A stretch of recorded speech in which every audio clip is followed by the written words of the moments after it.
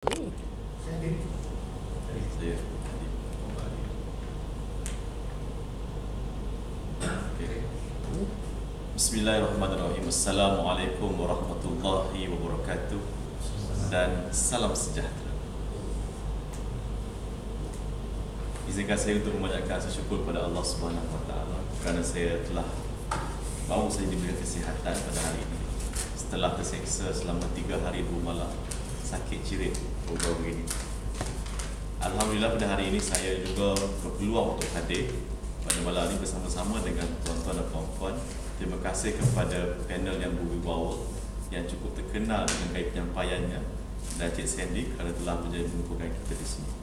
Pada hari ini saya akan cuba ceritakan perkara yang saya cukup suka untuk saya kongsikan bersama. Saya daripada bahagian sumber manusia sebenarnya, saya kerap sekali mengingatkan kepada rakan-rakan sekerja saya supaya sentiasa kita bekerja dengan ihsan. Saudara saya sekalian, saya nak tahu di antara saudara-saudari yang suka bekerja. Ada tak saudara saya suka bekerja angkat tangan?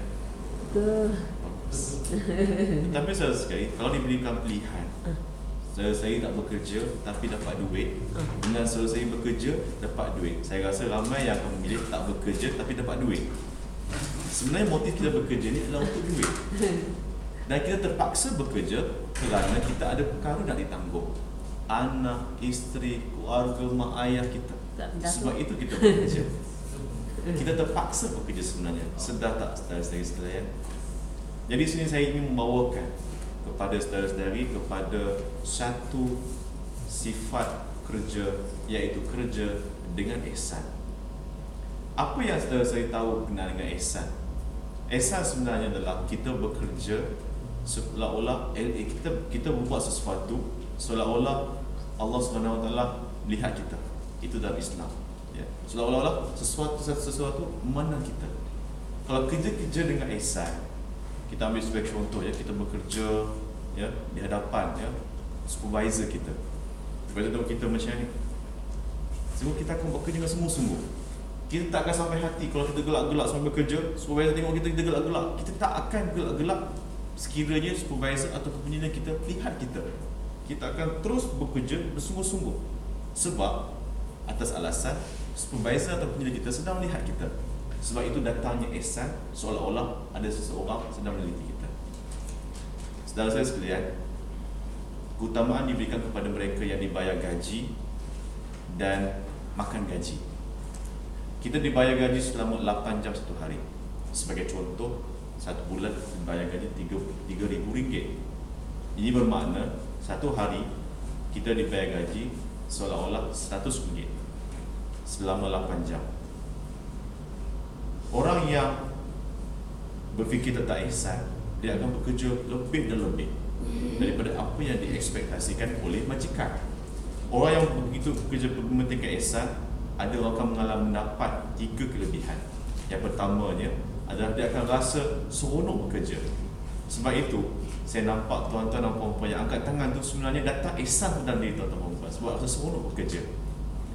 Pertama sebab apa? Bila dia buat kerja lebih seronok, dia akan rasa kepuasan dalam bekerja. Bila kita buat kerja cantik, berkualiti, berpuas hati, hati kita akan tenang secara automatik. Yang kedua yang saya lihat, kita buat kerja dengan ihsan, kita akan disayangi oleh rakan sekerja kita. Bos sayang kita, rakan sekerja sayang kita. Sebab kalau kita bekerja kumpulan dengan ihsan, dari situ masalah. Tapi kita buat kerja dengan lebih, maka ialah kita buat kerja lebih, orang lain tak buat kerja, orang akan sayang kita. Lihat. Dan yang ketiga je saudara sekalian, kalau kita bekerja dengan ihsan, itulah orang sayang saya. yang ketiga, kalau sekiranya kita bekerja dengan ihsan, kita akan dibalas oleh Allah SWT. Kita takkan tak perasan. Saya pernah berjumpa dengan seorang makcik dalam sebuah situasi kelas agama.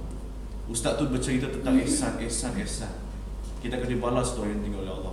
Makcik ni merupakan seorang pekerja tukang sapu saja di sebuah syarikat swasta.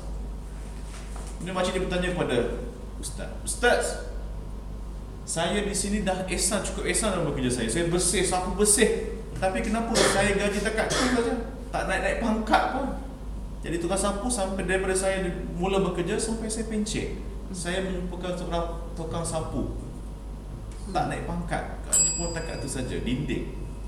Jadi ustaz tu pun, di mana ihsan, di mana balasan daripada Allah nak kepada saya? Sampai tu sekali marah kalau ustaz tu. Kononnya seolah-olah ustaz tu salah memberikan ilmu pada si dalam ceramah tersebut. Jadi ustaz tu tanya,